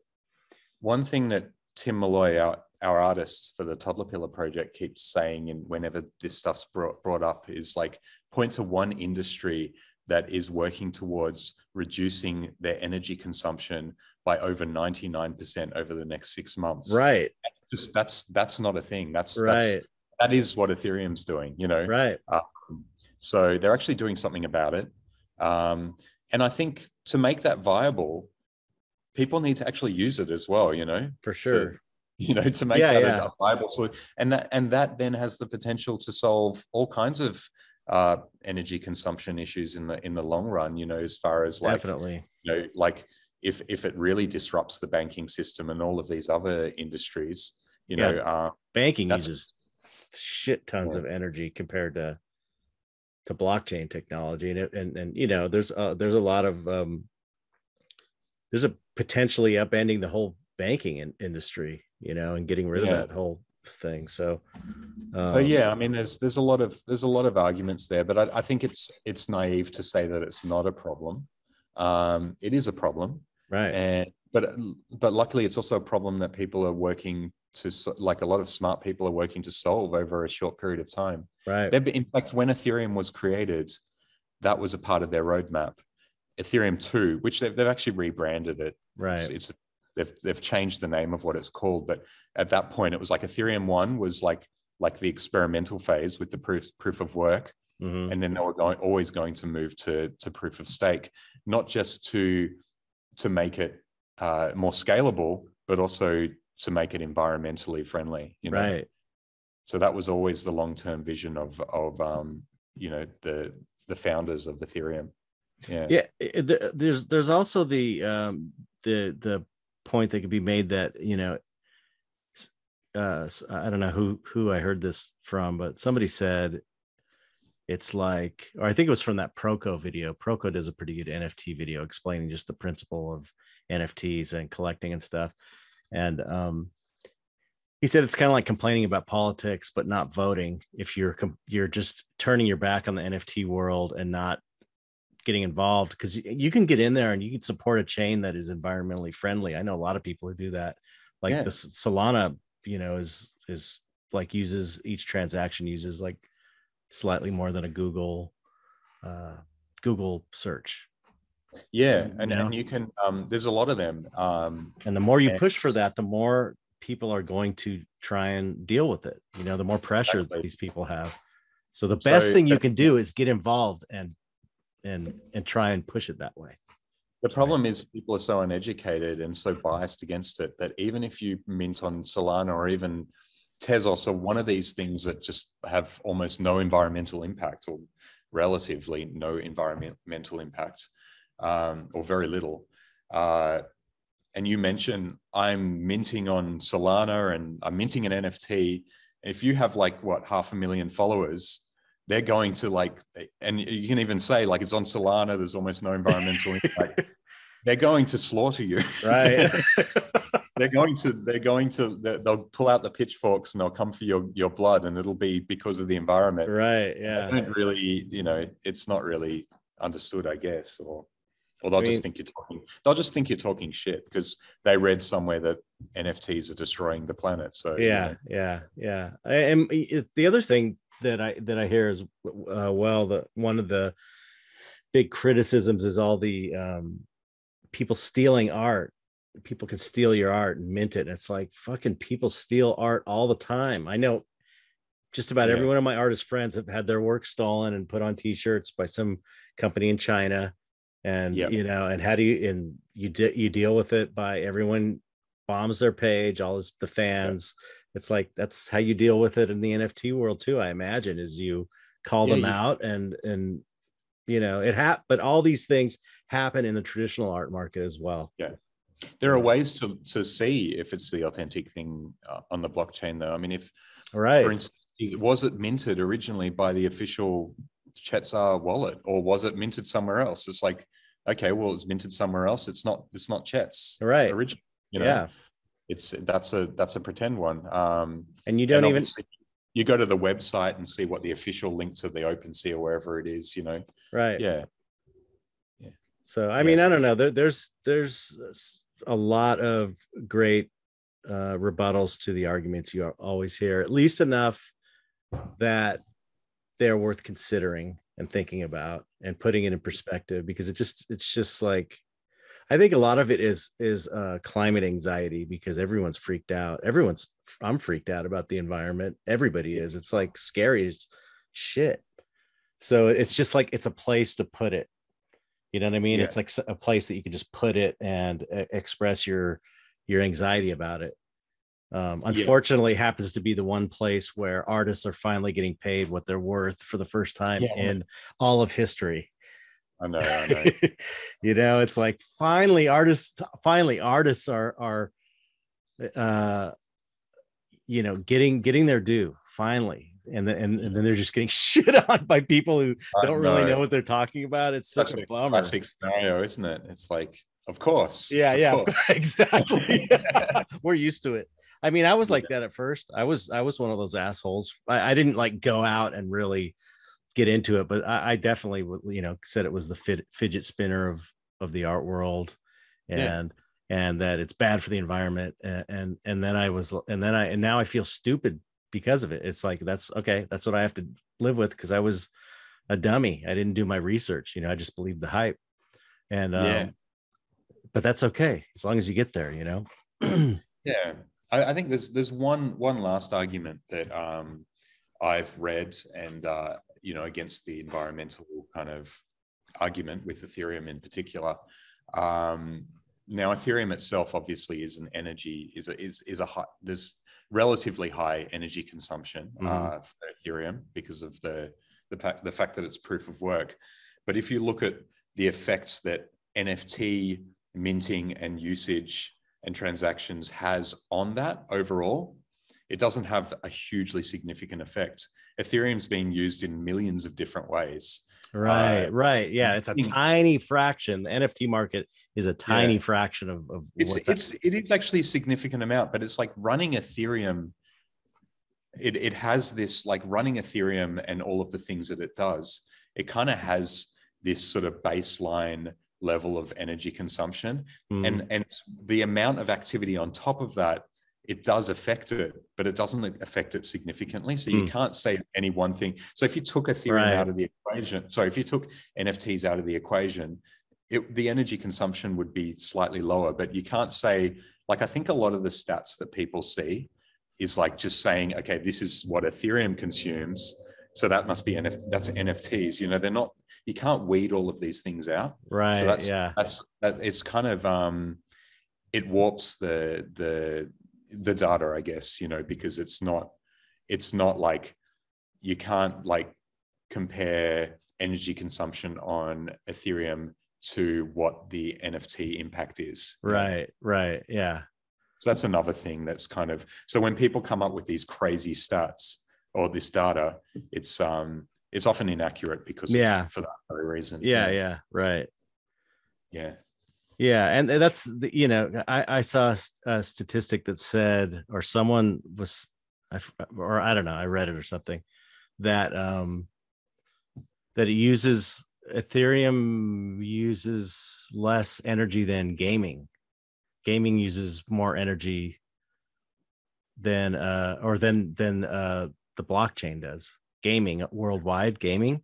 And the argument is that, but when it scales, it's using a lot, but it's still not using as much as gaming, but gaming is using a ton. And when it scales, that means it would be a huge amount. But by the time it scales, hopefully it will be at proof of stake, and then it won't be. Definitely will be gone. It won't be able to scale without proof of stake and without layer 2 technology, because to do a transaction on it, even now, is so expensive. Can you imagine? Yeah, it's ridiculous and slow. It was never meant to cost this much, because it was meant to scale by now, right? Right. But the gas is just so expensive and the whole thing's so slow that it's really prohibitive. It can't scale without. Right. Yeah. That's a good point. Because people won't be able to afford to use it when it gets to that level. Yeah. Right. Yeah. Interesting. So it would be a rich man's game, It's like, yeah. I mean, it's already kind of like that with like you see people in the developing world adopting all of the like Polygon and the other blockchains that are really cheap because they can't afford the gas, Right. You actually need money to make money in this space. Right. Let me ask you one. The only other criticism I can think of is that most artists fail in the NFT space, and so it's like a large percent of, it's billed as like you can get in and get rich as an artist, but most people don't make it or don't make a lot of money. And I think I just answered my own question, because think about they say that in art school. Only 1 to 2% of the people in art school are going to actually make it a living as an artist. I would say it's the same thing. Yeah. I mean, I would say, I mean, I'm not looking at from what I've experienced, from what I've seen, I've seen a lot of success stories. I've seen a lot of people who haven't succeeded, but then it's all relative. What are we talking about? Are we talking about making a fortune, or are we talking about making a living? Right. Right. I mean? Yeah. Like there's an extraordinary amount of people who have been whose lives have been transformed. Yeah. And I know, some personally. It's like, I know some personally too. It's like, it's not just a story you read about on a blog. It's like, these are people we know that it's changed their lives. People that had health problems, people that were going to be fucking bankrupt if something didn't change because of medical issues, and it saved their asses. And no one ever talks about that either. That's the other thing that it really kind of pisses me off, that you're making this person that was going to go bankrupt or die because they couldn't afford to get their medication, and you're going to fucking lay a guilt trip on him for, allowing this technology to turn his life around. It's lame. I don't like that. But even on a different level, and I can say, like, Tim Malloy was in a crazy amount of debt before this project, and he was living from paycheck to, from month to month. Sounds like me. It's completely transformed his life. He's moved to, another state closer to his family, and he's able to. Now he has the freedom to just make his art. Right. Yeah, it's amazing. He doesn't have any debt anymore. He's had that debt since university. It was in some kind of course that cost a lot of money. He's just bankrupt him back in the day. I'm kind of in the same boat. It's like I have to kind of strike it sort of big, not millionaire big, but I need to make a significant amount in order to shed this debt that I've been carrying for probably 30 years. Seriously. It's like, you get it down and then something happens and you have to put it on credit cards. You're running a business, you know how it is. And it's like, well, in America, you don't have the healthcare as well. Yeah, so you'll die. They'll let you die before they'll treat you. Yeah, that's a big problem. So I mean, I know so many people in the NFT space who like just announced, I finally paid off all my debt that I've had since I was like a teenager. It's right. Like since I became an adult. That's my goal. I just want to get back to zero. That's my ultimate goal. It's like I just want to get to zero. I think Jeff Soto announced something like that not long ago. Like he paid off his debt, from university through NFTs. Yeah. But another thing is it's all relative to where you are in the world as well. So for instance, there's this incredible community of Thai people, Filipino people, people from all kinds of developing countries, or, just countries that are less well off than, Australia and America, who have, and the level of adoption in these countries is very high because like these people are like living in, a lot of these people live in poverty, right? Yeah. They're creative, and they've come into this space and they're not making the kind of money. Some of them are, but most of them aren't making the kind of money that would make a massive difference in our countries. But it's completely transformed their lives in their countries. Right. Cost of living is so much lower. Yeah. But they're making it's completely, it's changed. Like we might look at those sales and think, well, that wouldn't really make a big difference, but it really has. Yeah. Oh yeah, for sure. Yeah. I want to say also, I've seen some people get in the NFT market that should have made it, but didn't because their work's amazing. Yeah. But I think that you have to do it right. You have to do it a certain way. It's sort of like thinking that you could be a successful artist by renting a gallery space. No one really knows you, and you putting your work up and thinking that you're going to sell them. It's like that's not how you build an art career. It's like, that's true. And it's not how you can't just get in the NFT and put it up there. It's like you have to get involved in the community and show that people want to support you when you support them. And that support doesn't have to be financial. No, retweets, man. It's like whatever. Yeah. And it feels good. It feels good. You kind of start off like, okay, this is the game. You got to retweet things. You got to comment on people's threads. You got to join the Twitter spaces. You got to hype your name. And then you start doing it. And then you realize it's like, this is what I want to do anyway. It's like, this art is amazing. It's like, I want to share it. And you're not doing it for that reason. You're doing it because it's a badass piece of art you want to share with all your friends. And you go in the Twitter spaces because you want to talk to people because they're cool. You know what I mean? So it's, and that's another kind of a mind fuck in a way, is that all the things that will make you successful are also the things that are fun and like the right thing to do. So it's weird. It's like, it's not normally like that in especially in American capitalist land, where it's all about angling and playing your cards right. But it's like, if you go in with the right frame of mind in the NFT space and kind of just do the right thing, that will serve you as an artist in there. And it's not just like, people can tell when you're just like, I mean, obviously when you first get in, you're trying to make money, you're trying to figure out, how do I make this thing successful, right? But then you really do start to get affected by this good vibe in this community, right? And it's kind of like, and they really reward what am I trying to say? Authenticity. They reward authenticity. The more you can tell there's people in the space who are like only out for themselves, and they're saying the right things, right? But people aren't believing it. I know. We had a Twitter space the other day, and it was someone like that pop in, and like they're like a used car salesman. They were reading from a paper. They were reading their pitch from a paper. You could tell they were reading it for their project, and it's like, that's not how you do it, man. And I've been in other Twitter spaces too, where you can just feel that it's like it's hacky and it's a used car salesman type thing. And then other ones where it's just like, people can tell when it's real. You So know? the more authentic you are, and the more you build others up in the space, Right. the more they want to sort of Right. help you. But the moment it's kind of like this weird sort of, it's like spiritualism. The moment you sort of, you know, I don't know what I'm trying to say. The moment you focus, you become more focused on what you can get in return, the whole thing falls apart. Yeah. Yeah. You know what I mean? It's like yeah, it's so weird.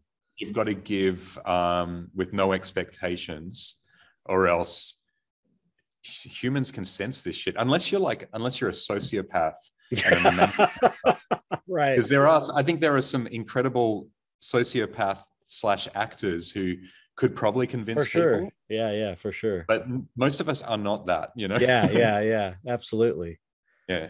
That's a great point. Yeah, so it's like you're rewarded for doing the right thing and being a good person and being yourself and asking questions. It's like people love to help. It's so weird. People like they'll, you know, I was insecure at first about asking questions about things because I didn't know shit.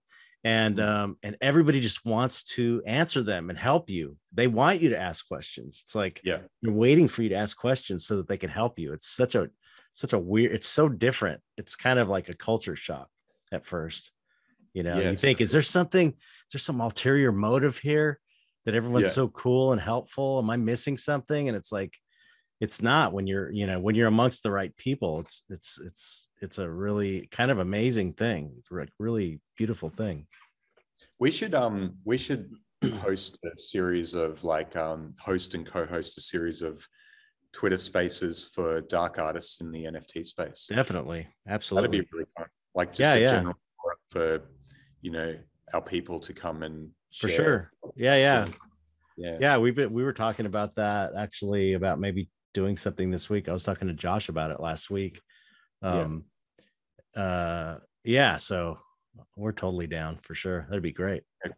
Because you don't see, I mean, there's a lot of the pop surrealist and lowbrow, and maybe more broadly the new contemporary movement, especially lowbrow, is quite big in this space.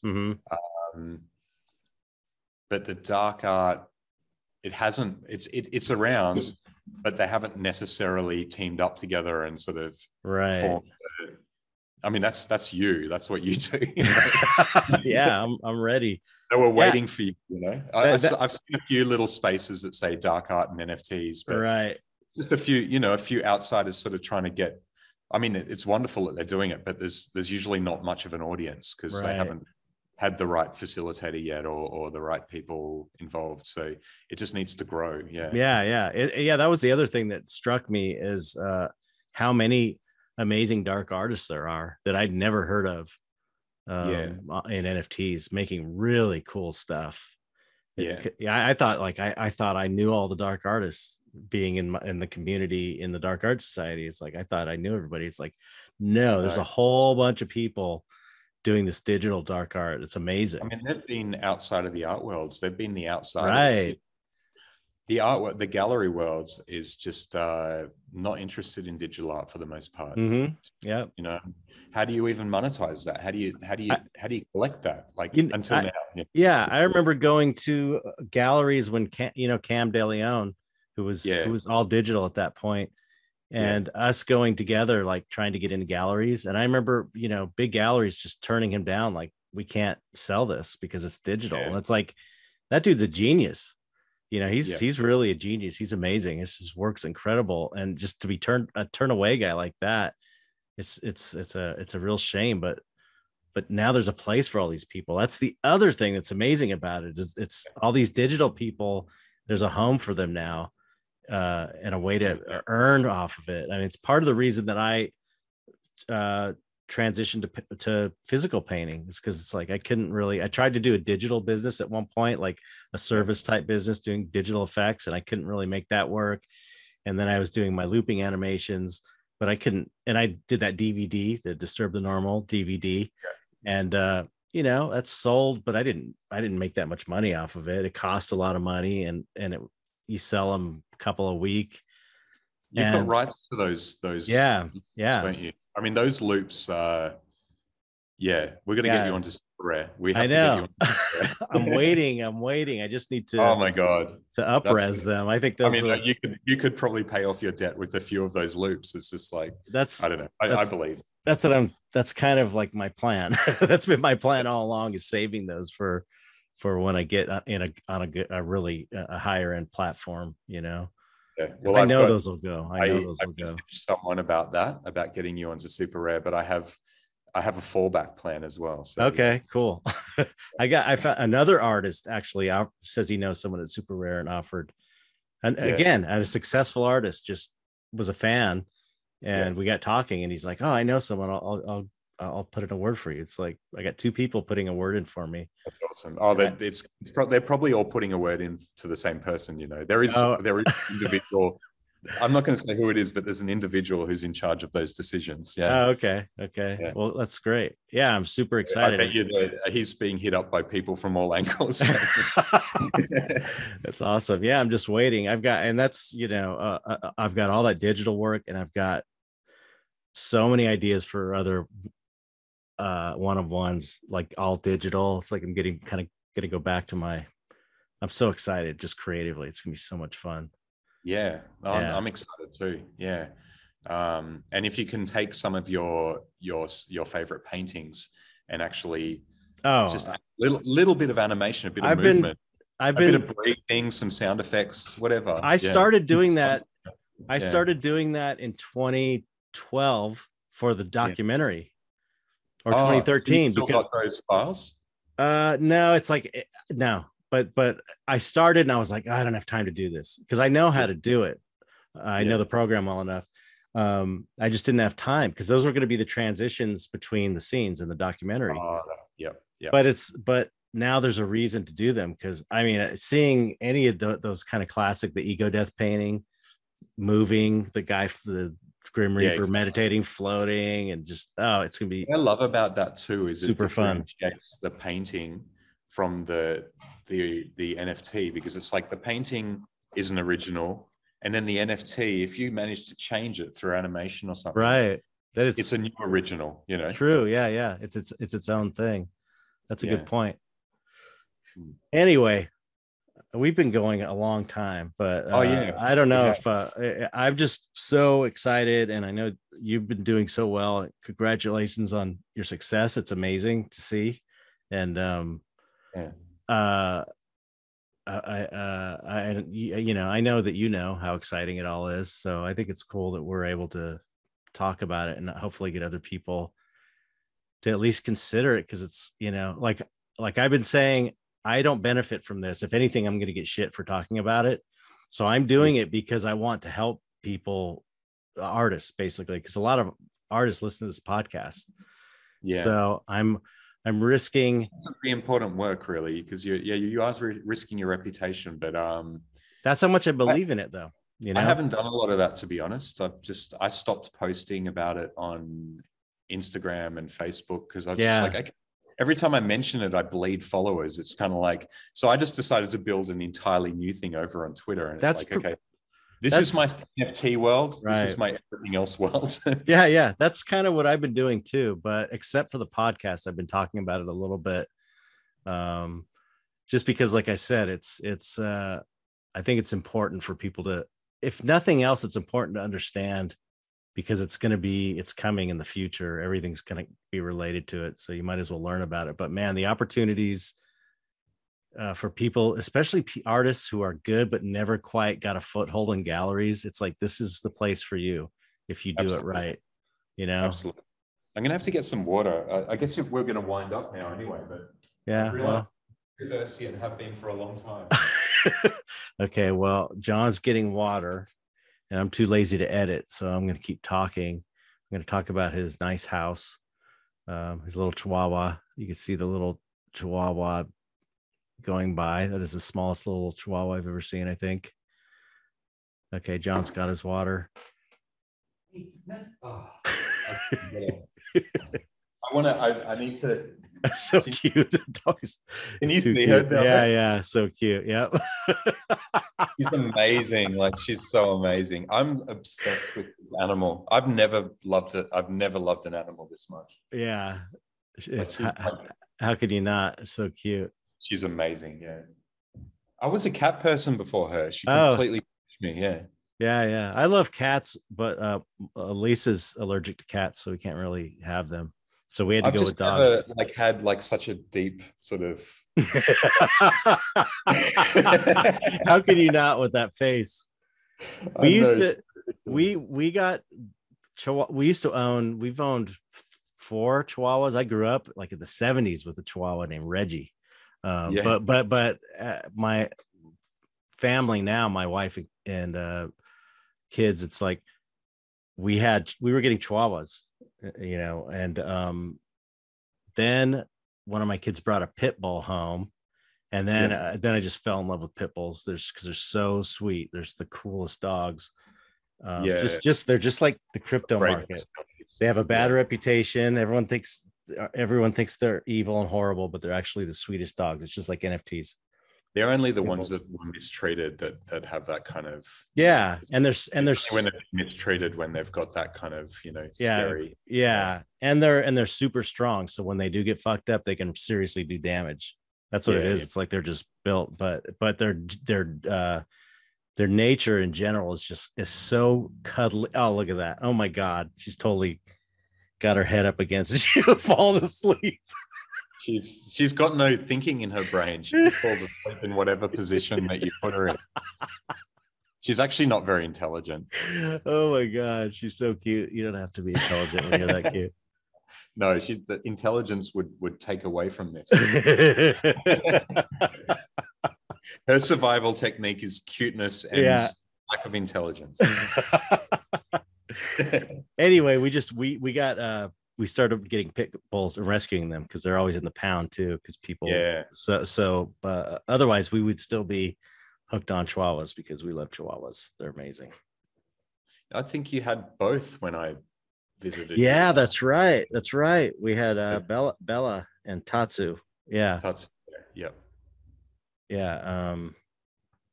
She died though. We only got one left. They all died. We got one pit bull left, baby girl, which I don't think you met, which is a smaller one. Right. She's really cool. She's so sweet. Yeah. I'm gonna get another Chihuahua. I'm gonna end up with like a whole army of them. That's not a bad goal to have. A whole army. I mean, of you can kind of deal with that in a space, They're it's like having just one bigger dog.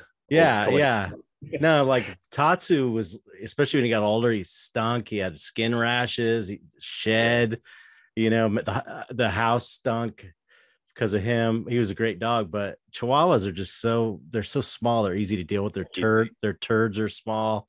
Oh, they're so small. They're delightful. Even their shit is cute. Yeah. Oh my god. All right. Well, do you have any last words words of wisdom you'd like to impart? I guess I do hope that more people from the dark art society come into the NFT space, and I would love to help. I mean, it's funny because I'm not Jon Beinart in NFT land. I'm actually Toddlerpillars, right. And now I'm Toddlerpillars as well. I mean, they know some of them know me as John as well. Like I'm not anonymous. It's just that I only use those accounts. Right. Like I've got this neglected Jon Beinart account. I just decided to take on the identity of my projects.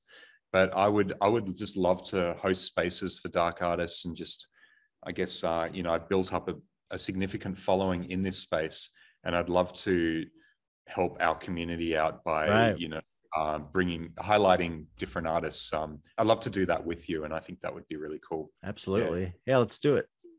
Yeah, be amazing. So, I look forward to seeing more artists from our world come into the space, because whenever I do, like I talked to David Stepakis the other day, and he's planning to do a drop soon as well, and everyone's coming. It's going to happen eventually. Yeah, exactly. That's the thing. Let's make it happen quicker. Yeah. You just exactly.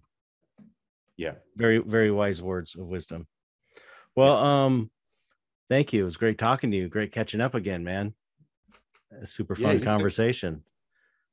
Continued success on everything, but I'll be talking to you on the Twitter space on a Twitter cool. space soon. Anything you want to say promotion wise? I guess, I'd love it if you guys could check out toddlerpillars.com. That's just toddler and pillars, like caterpillars.com. And, check them out. And if you like them, consider adopting one. And, and also the Chimera pillars, which are coming up soon. So, there's a lot of stuff going on. I don't want to go into too much depth about that, but I'd love it if you could, you guys could just check it out and cool. Absolutely. All right. Well, you have to say, the last thing left to do is we just have to say goodbye, audience. Oh, goodbye, audience. That's it. Cool. Okay. Wait a minute. Oh shit. I'm not used to the software still. One more time. Goodbye, audience. Goodbye, audience.